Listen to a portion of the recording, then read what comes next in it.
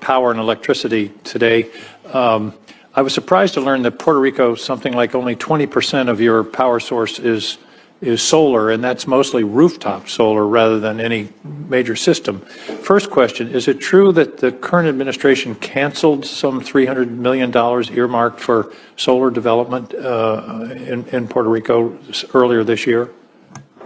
During my time in Congress, Congress approved $1 billion money to solar installations on the island. I believe more than $500 million were installed in solar panels across different areas to try to solidify. But was there a cancellation? No, it was reapportioned $368 million instead of helping 10,000 individuals to 1.3 million citizens on the island. With that money, with those $368 million, we improved the 1.3 million people on the island's grid, and that's the reason we don't have power outages. But it strikes me as odd that there would be a diminution of funds for solar. You're the Saudi Arabia of solar.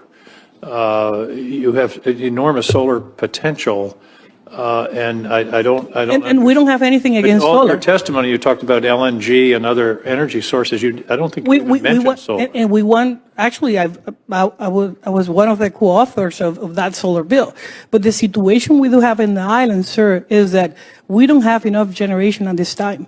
And solar is generation, Governor. Yes, but in order to have the whole island with power, we needed to have baseload generation. And solar plus batteries is baseload. Yes, and we are adding batteries this year. Actually, I signed a contract with FEMA to add the biggest amount of batteries in the island. So we are making diversified. A separate question about resiliency, a sort of mundane question. I know in the Virgin Islands they've installed these massive amount of telephone poles that are carbon fiber, I think, Governor.